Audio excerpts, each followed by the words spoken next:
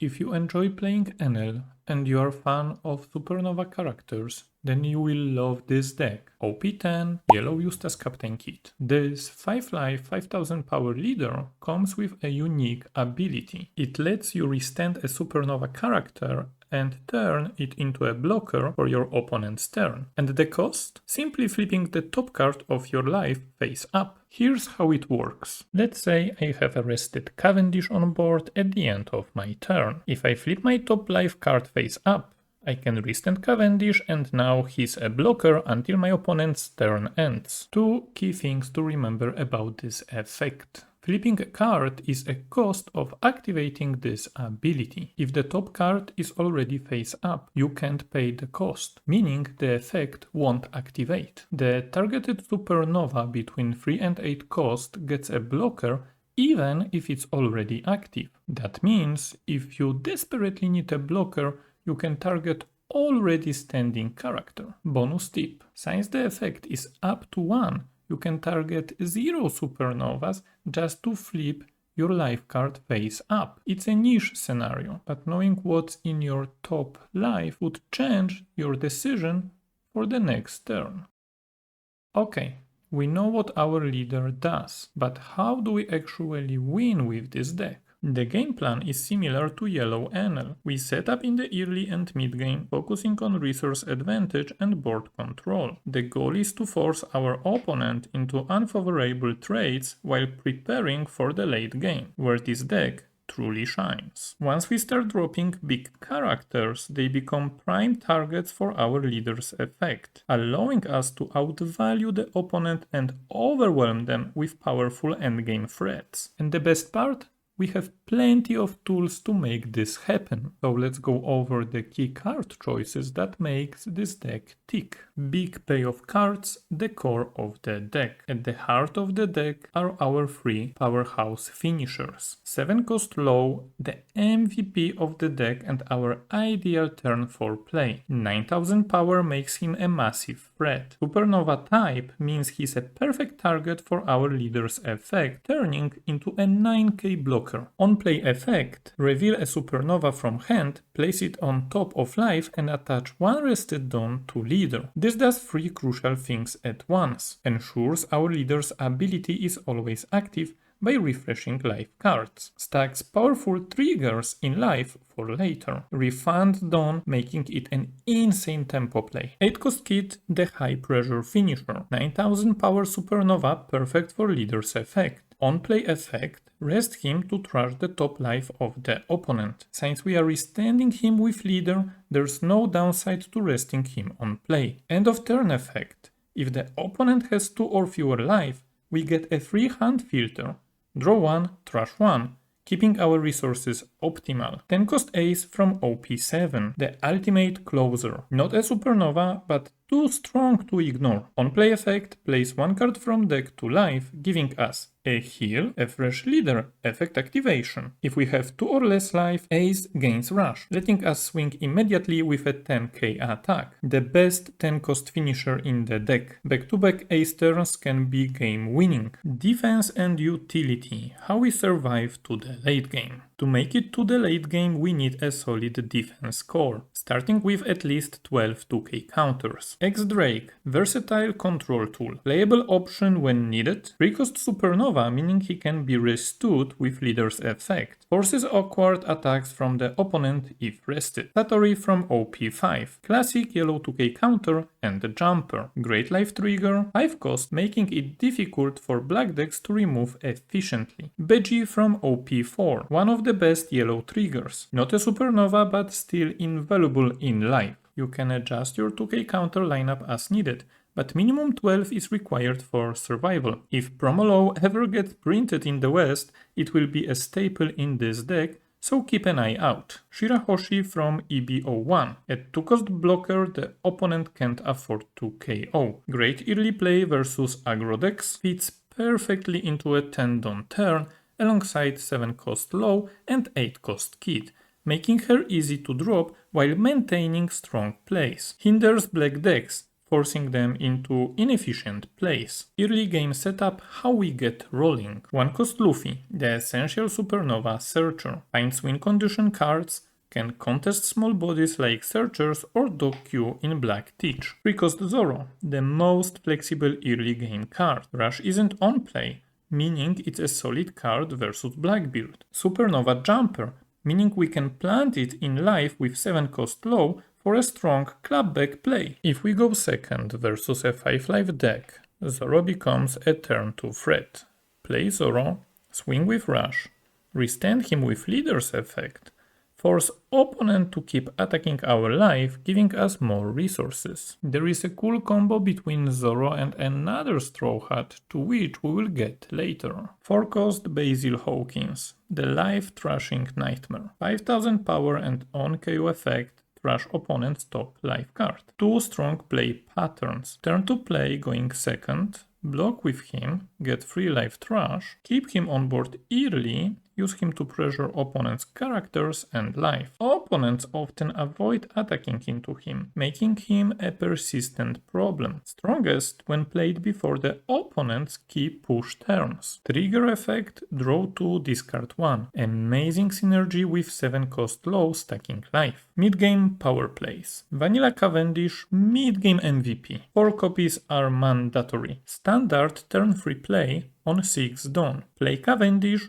use Leader Effect for an instant 8k blocker. Follows up perfectly into a 7 cost low turn, setting up board control and win condition. 5 cost Nami, targeted removal for board control. This deck has a choice between Nami and Gedatsu, but in the current post-ban meta, Nami is preferred for her ability to KO key 5 cost threats efficiently. 6 cost Nico Robin, waifu pick with strong utility. 2 copies as a backup in case we don't draw Cavendish. On play, if our opponent has 3 or more life, trash opponent's top life card, which is often the case when played on curve. Bonus trigger effect.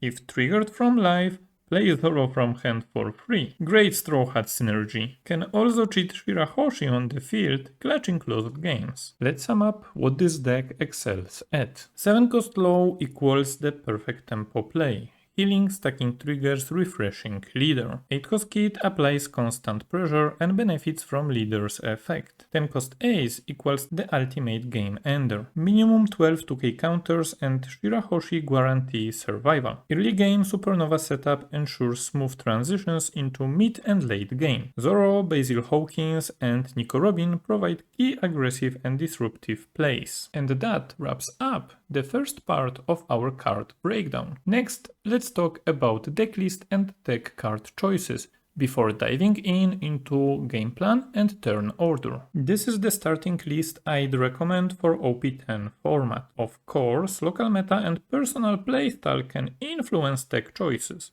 so feel free to tweak things based on what you expect to face. However, some ratios are non-negotiable. 12 2k counters for survival, at least 4 jump blockers for tempo and defense. 4 copies of 7 cost low, 8 cost Kid, 10 cost Ace, they are core win conditions. 4 copies of Cavendish, Basil Hawkins and X-Drake mid-game power plays. Aside from this, you can adjust other slots without disrupting the deck's overall gameplay. Alternate card choices and adjustments. Here are some flexible slots and viable tech options depending on the expected meta. 2 cost blocker Shirahoshi versus Scratchman Apu, that is 1 cost. Shirahoshi in the main list is more resilient and harder to remove. Scratchman Apu if you need a 1 cost jump blocker for early dawn flexibility. Apu is a solid alternative. His condition is easy to meet. He's also a supernova, making him a target for 7 cost lows ability. 3 cost searchers adding more consistency. Luffy is mandatory, but if you want even more search power, 3 cost killer is a strong inclusion. 4 cost characters adjusting for 4 life leaders. Basil Hawkins is locked in, but if you expect to face a lot of 4 life leaders,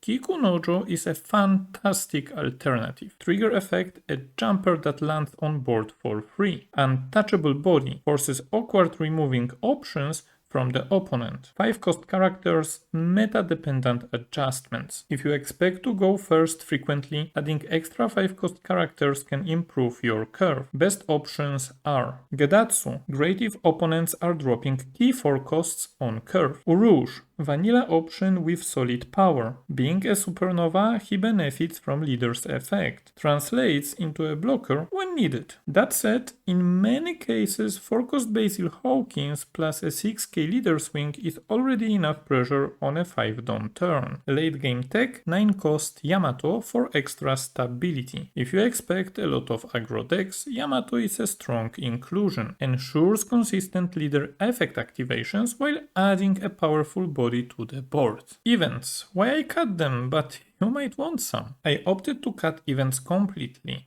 but depending on your build and preferences, you might consider including some. Damned Punk. Meta-dependent power play. Best in a format dominated by strong 5-cost characters. Also ensures you can refresh your leader's effect if the opponent refuses to attack face-up life. Trigger effect Hand Wash, which is great in grindy matchups. Defensive events, extra layer of protection. If you feel like 7-cost low and 10-cost ace aren't enough defense, consider 0-cost, you are the one who should disappear. Helps filter dead cards from your hand. 1-cost Eltor. The condition is easy to meet, works exceptionally well if you run 1-cost Apu. Creates a solid 10-don defensive turn. Play 8-cost Kit plus 1-cost blocker, keep 1-don open for Eltor. Now that we've locked in the deck list and potential card deck choices, it's time to discuss turn order, mulligan and game plan.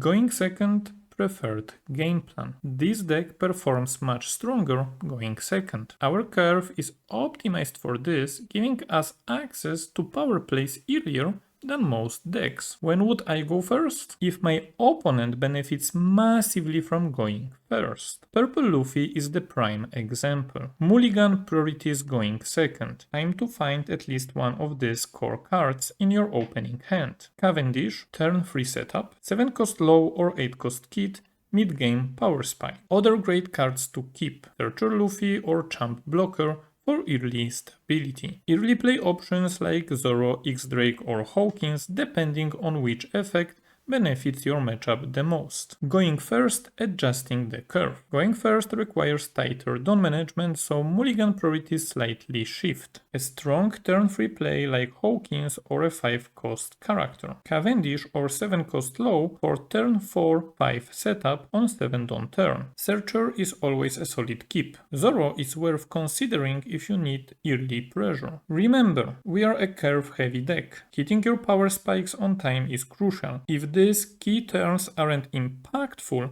you will struggle to close games. Example turns, executing the game plan. Going second. Example curve. 2-don early setup. Best play Searcher Luffy or Champ Blocker like Shirahoshi or Apu. If you plan to play Zoro or X-Drake on 4-don turn, you can hold the Searcher to first draw a card before deciding what to search for. 4-don, establishing board presence. Premium play is Basil Hawkins. Other strong plays: Zoro if opponent attacked your life. Play Zoro, attack, restand with leader's effect to pressure the opponent's life. X-Drake if you need board control. Not always necessary. 6-don power play setup.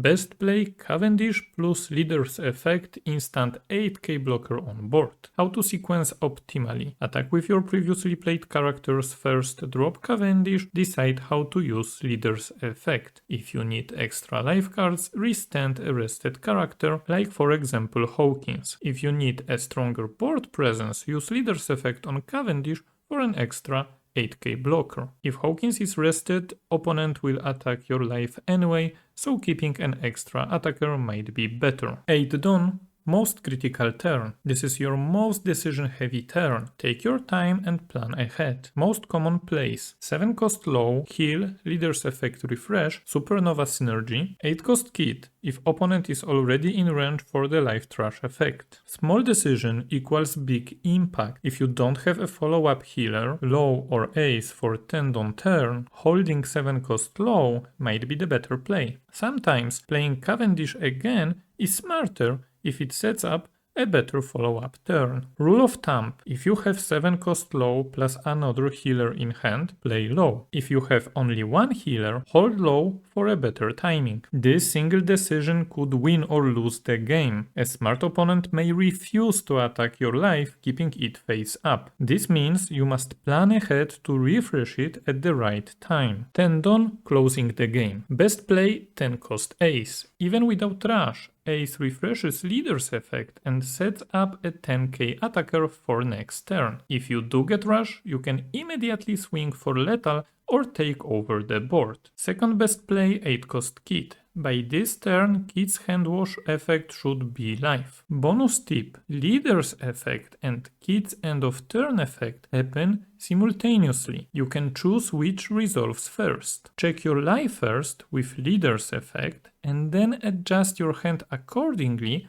with Kit's character's effect. Going first, example curve. The curve is a little more strict, but the plan is similar. 1 Dawn, Searcher. 3 Dawn, Zoro or X-Drake. 5 Dawn, 5 cost character or Hawkins. 7 Dawn, Cavendish or 7 cost low, depending on hand. 9 Dawn, 8 cost Kit or 7 cost low, and 10 Dawn, ace if possible. Rule of thumb: playing the most expensive character possible each turn is usually correct. However, always adapt to the situation. Bonus tips for competitive play. Best supernova targets to place in life with 7 cost low are: first priority 3 cost Zoro, counterless jumper with high impact. Second priority Hawkins, emergency life draw option. Second tip: efficient use of 2k counters. Beji, use him first, no supernova tag equals lower value. Satori, if you don't have a strong 5 Dawn play, consider playing him as a body. X-Drake, almost never use him as a counter. Even in the late game he can be played down to rest a blocker and enable a lethal push. Third tip: think twice before using leader's effect. Smart opponents may refuse to attack your life, keeping it face up and making your leader's effect useless. Example mistake: 4 Dawn turn,